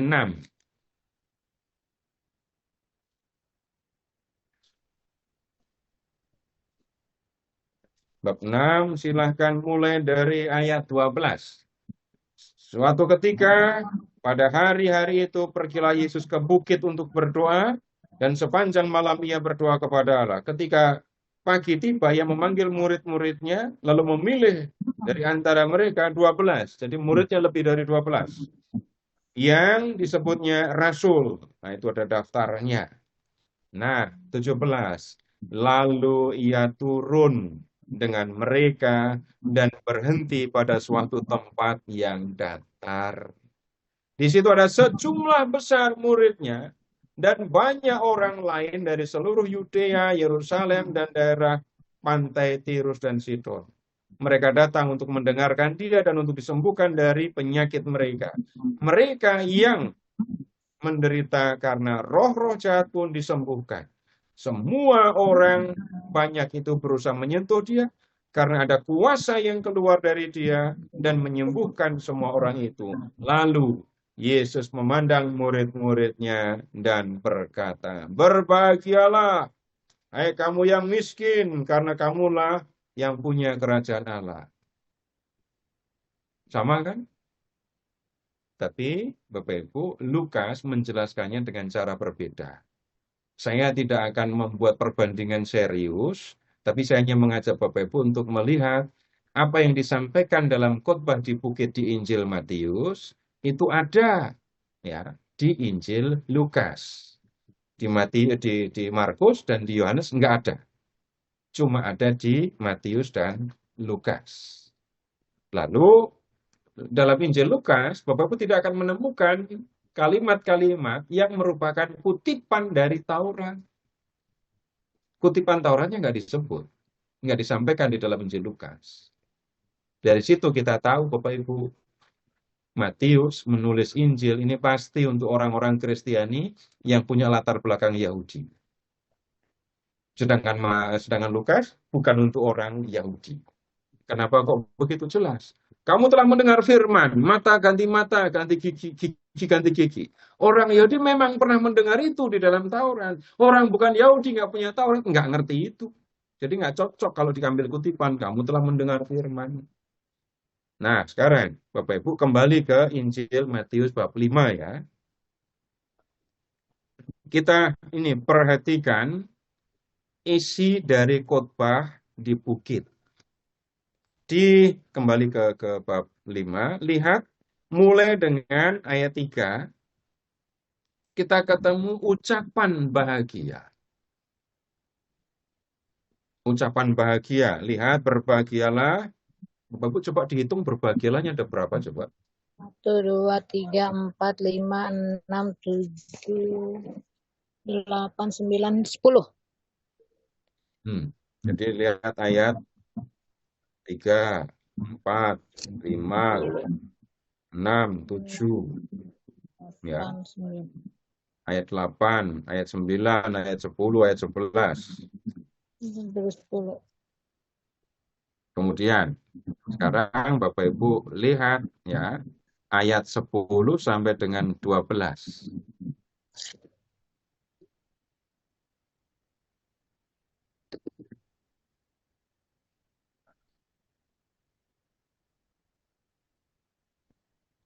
ayat 10 sampai dengan 12.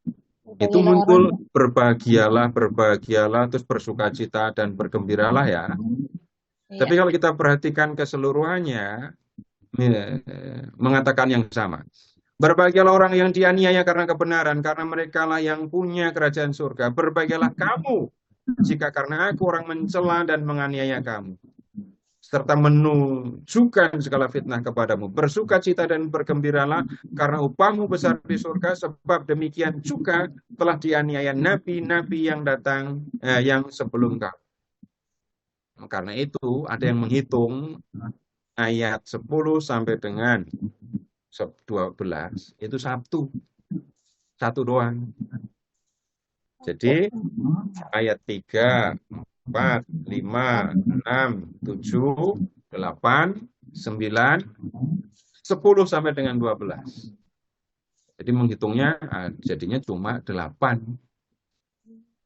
sabda bahagia. Nah, kemudian setelah itu lihat Bapak Ibu, ayat 13 sampai dengan 16. Tuhan Yesus menunjukkan identitas murid-muridnya. Kamu adalah, bukan hendaknya kamu, atau kamu akan menjadi, enggak. Kamu adalah garam. Kamu adalah cahaya dunia. Kemudian Yesus menjelaskan itu dengan kiasan itu ya. Nah, bagian yang paling panjang Bapak Ibu, ini Yesus dengan hukum Taurat ini. Yesus dan hukum Taurat. Itu praktis dari ayat 17 sampai dengan ayat 48. Coba kita lihat ya. Ayat 17 sampai dengan 20. Jangan kamu menyangka bahwa aku datang untuk meniadakan hukum Taurat atau para nabi. Aku datang bukan untuk meniadakannya, melainkan untuk menggenapinya. Karena sesungguhnya, aku berkata kepadamu, selama belum lenyap langit dan bumi ini, satu huruf terkecil atau satu titik pun tidak akan lenyap dari hukum Taurat sebelum semuanya terjadi. Karena itu, siapa yang meniadakan salah satu perintah hukum Taurat, sekalipun yang paling kecil, dan mengajarkannya demikian kepada orang lain, ia akan diberi tempat yang paling rendah dalam kerajaan surga. Tetapi siapa yang melakukan dan mengajarkannya, ia akan diberi tempat yang tinggi dalam kerajaan surga. Tapi ini peringatan serius ayat 20. Aku berkata kepadamu, jika hidupmu tidak lebih besar daripada ahli-ahli Taurat dan orang-orang Farisi, sesungguhnya kamu tidak akan masuk dalam kerajaan surga. Nah, saya belum memberi penjelasan Bapak Ibu, tapi di bagian ini Yesus memberikan penjelasan apa yang sebenarnya dilakukannya. Bukan meniadakan, tapi menggenapi. Kemudian berikutnya lagi, Yesus mengajarkan bagaimana dia menggenapi itu. Dan bukan hanya itu, Yesus juga mengerjakan. Peringatan serius, pahami Taurat baik-baik, jangan ada yang dihilangkan. Nah, yang seringkali terjadi adalah orang salah mengerti, maka orang bisa menghilangkan. Karena dianggap ini firmannya nggak bermutu, hukumnya sudah nggak cocok lagi. Nah, kemudian bagaimana Yesus menggenapi hukum Taurat? Lihat ayat 21. Kamu telah mendengar bahwa kepada nenek moyang kita dikatakan jangan membunuh. Siapa yang membunuh harus dihukum. Namun, aku berkata kepadamu, setiap orang yang marah terhadap saudaranya harus dihukum. Siapa yang mencaci saudaranya harus dihadapkan ke mahkamah agama. Siapa yang berkata jahil harus diserahkan ke dalam neraka yang menyala-nyala. Nah, Bapak Ibu, perhatikan bahwa kamu telah mendengar dan namun aku berkata kepadamu, itu bukan dua kalimat untuk meniadakan. Jadi maksudnya, kamu telah mendengar firman di dalam Taurat dikatakan jangan membunuh. yang membunuh harus dihukum. Nah, Yesus tidak meniadakan itu. Tapi Yesus menggenapinya bagaimana? Bapak Ibu, kata menggenapi di sini memang berbeda dengan menggenapi nubuat itu ya. Nabi bilang begini, Yesus mengerjakan. Nah, sekarang begini untuk ilustrasi. Bapak Ibu jelaskan ya, membunuh itu salah. Jelas itu Iya. salah, jelas itu berdosa. Tapi yang salah itu bukan hanya membunuh. Sekarang, lihat kalimat yang diucapkan Yesus. Marah, ngatain, itu sudah salah. Gini, nanti penjelasan selanjutnya menyusul, tapi ini untuk sekali lagi ilustrasi yang akan kita lakukan. Bapak Ibu, tolong jawab apa adanya. Manusia, termasuk Bapak Ibu dan saya ini, lebih banyak melukai, menyakiti orang dengan tangan atau dengan ucapan. Dengan Ucapan. ucapan. Nah, kalau dengan mulut itu soalnya jawabannya bisa Pak gigit berarti ini ya, gitu ya. Ucapan. Dengan ucapan. Atau kalau dibalik, Bapak Ibu disakiti dengan kata dan disakiti dengan tangan kosong ya, itu rasa sakitnya tahan lama yang mana? Ucapan. Dengan kata-kata. Nyatanya begitu kan? Jadi Tuhan Yesus mengatakan, jangankan membunuh, nyakiti pakai satu kata saja, itu sudah salah. Begitu maksudnya. Nah, ada banyak hal Bapak Ibu yang dibahas oleh Tuhan Yesus ya. Ini tadi kita lihat tentang amarah. Lalu lihat ayat 27 tentang zina. Kalimatnya jadinya sama. Jangankan zina fisik itu.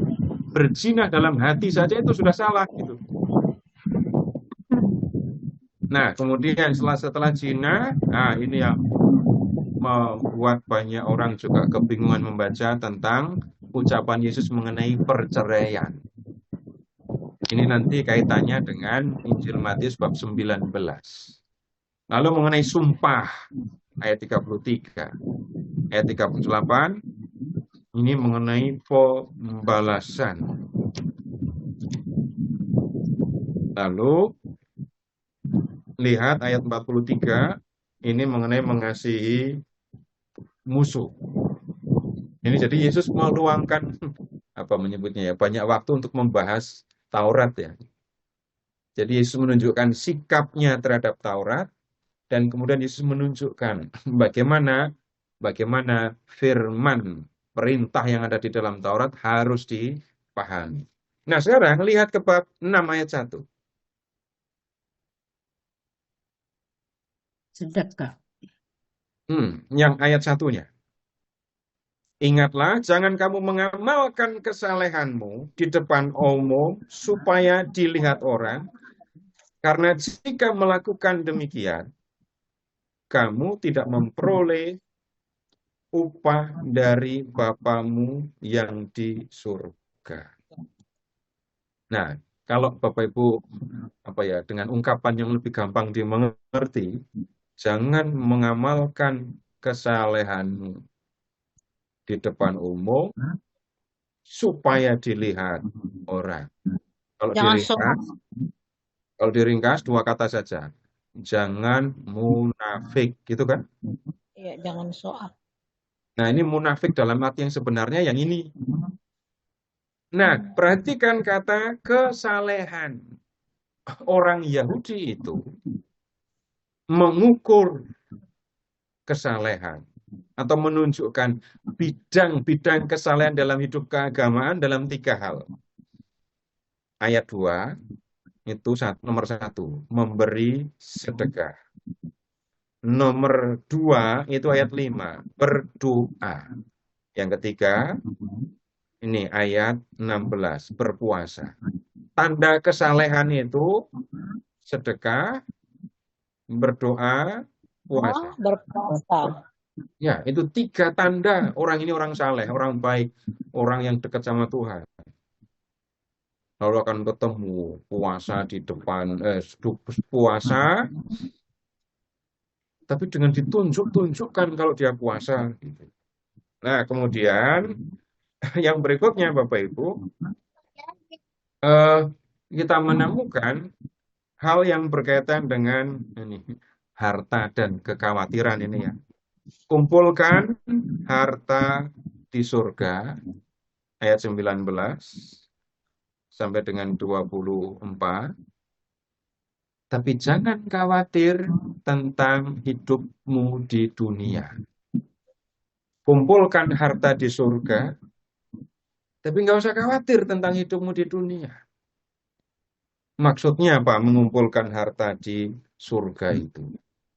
Dan kenapa kok orang nggak perlu khawatir tentang hidup di dunia? Itu burung-burung di udara itu nggak punya ladang, nggak punya kebun, Nggak punya nggak kantong. menanam. Itu aja diberi makan oleh Tuhan. Kamu lebih daripada burung. Tapi jangan seperti burung, nggak usah kerja, nanti kan dikasih makan Tuhan. Bukan begitu juga. Nggak usah khawatir tentang hidupmu di dunia. Pasti kamu dibantu, ditolong oleh Tuhan. Nah, itu ayat 19 sampai dengan 34. Lalu di bab 7, ini ada macam-macam hal. Ada tentang peringatan supaya tidak menghakimi sesama. Lalu ada ini memberikan barang kudus. Lalu ayat 7 sampai dengan 11 tentang pengabulan doa. Ayat 12 dan 13 tentang itu pintu yang lebar dan pintu yang sempit. Ayat 15 tentang pengajaran yang sesat. Kemudian Bapak Ibu lihat ayat 21. Wah, ini kalimat yang sangat terkenal ini kan. Ayat 21. Bukan setiap orang yang berseru kepadaku, Tuhan, Tuhan akan masuk dalam kerajaan surga, melainkan orang yang melakukan kehendak Bapakku yang di surga. Nah, khotbah di bukit itu diakhiri ini dengan perumpamaan tentang dua macam dasar.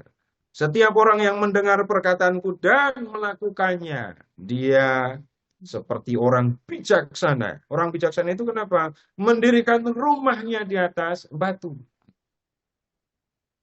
Jadi ini peringatan, kamu sudah mendengarkan firmanku, pahami firmanku, dan sudah itu lakukan. Maka kamu akan menjadi seperti orang bijaksana yang membangun rumah di atas batu, bangunan yang sangat kokoh.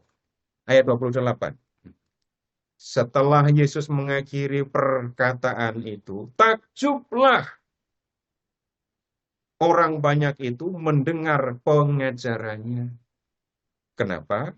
Sebab ia, Yesus, mengajar mereka sebagai orang yang berkuasa, tidak seperti ahli-ahli Taurat mereka.